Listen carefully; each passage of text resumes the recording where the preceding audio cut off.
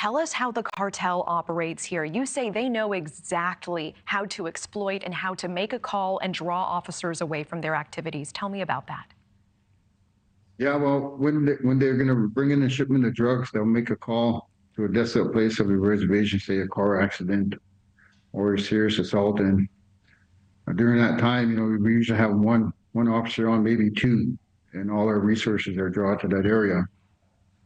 And they'll bring in the drugs in from a different part of the reservation and do a drop off the drugs and pick up the money that they made off to the last shipment.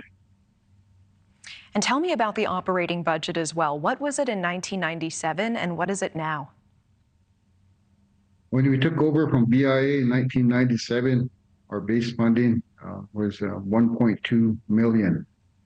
2024, it's 1.3 million. So it increased 100,000 in 20 plus years. And we can't operate on that. And they know this. They know we're short-staffed. They know we're underfunded, undertrained. And we're outnumbered is basically what's going on. We're outnumbered by these people. I know you've talked about how devastating this has been, that this is a losing battle, that there are so many communities in Montana and in other states that just feel like they are drowning and the cartels are moving in.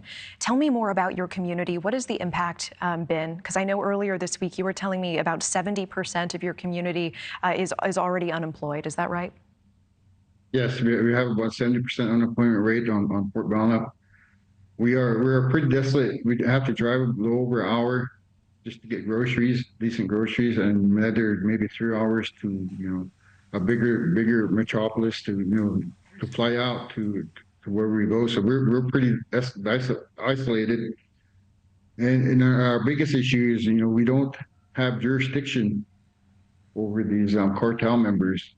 So if we do catch them, we can probably detain them for a little bit, and hopefully the either county or maybe the Border Patrol, if they're willing, or the FBI can come in and take care of the situation for us. But more times than not, that doesn't happen that way, and they know this, and they're preying on our people, our children, our women. They get a foothold in, and they're here. There's other reservations. You call it the Highland in Montana, and there's Blackfeet to the west and Rocky Boy to the west, and then Fort Peckinpah reservation to the east of us, and it's all along the Highland, and they're taking. Yeah, and I want to be really clear. I'm sorry to interrupt. I want to be really clear. This is more than them just selling drugs in your community, shipping drugs, mailing drugs into your community. They're actually moving in and they're embedded in the reservation. Is that right? Yes, that's correct. We are talking about. Go ahead. No, go ahead. No, I'll let you finish. Thank you. We're talking about Montana, which is, 2,000 or so miles away from Mexico. Explain to me why you feel the Sinaloa cartel is seeing so much opportunity in your reservation. Well, like I explained to you, they know we're understaffed. We don't have the enforcement officers to protect our people. We don't have the jurisdiction to do anything with them. And they're pretty sure they're fully aware, the FBI isn't stepping up. The Border Patrol isn't there helping us out. The BIA isn't helping us out with all these federal programs that have the jurisdictional to take care of these drug cartels, at least to arrest these people, and they're not. And our officers are doing what they can with a couple, maybe one on duty most of the time. Sometimes we're lucky there's two officers on duty.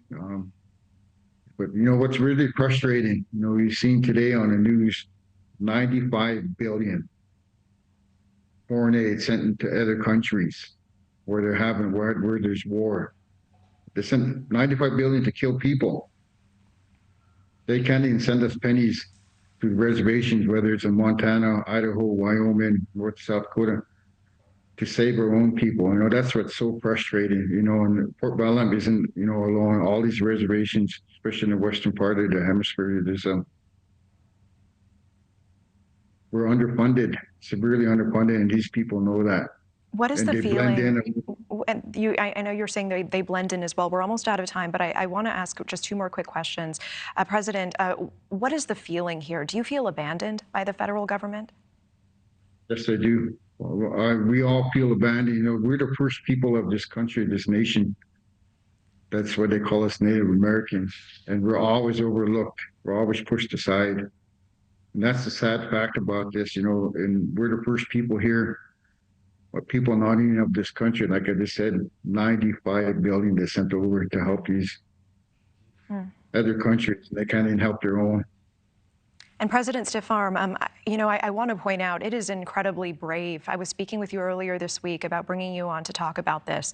You are doing this at great personal risk. You told me there was another tribal leader who was supposed to testify with you in front of Congress who dropped out last minute because his family was threatened. He was threatened. Are you afraid of retribution for speaking out? Why are you doing this? Yeah, you know, I am afraid. You know, but my job as our tribal leader from Fort Bound is to protect our people. And that's what I'm trying to do now. If it's at the risk of my own, then so be it. But all I'm trying to do is protect our people, especially the most vulnerable. You know, and with the risk of my own life, I guess. Maybe that's cliche or whatever, but you know, that's my job to do, and I'm trying to do it to my best ability by speaking out like the way I am today. Thank you for watching. Go to newsnationnow.com to find News Nation on your television provider. And don't forget to click the red subscribe button below to get more of News Nation's fact-driven, unbiased coverage.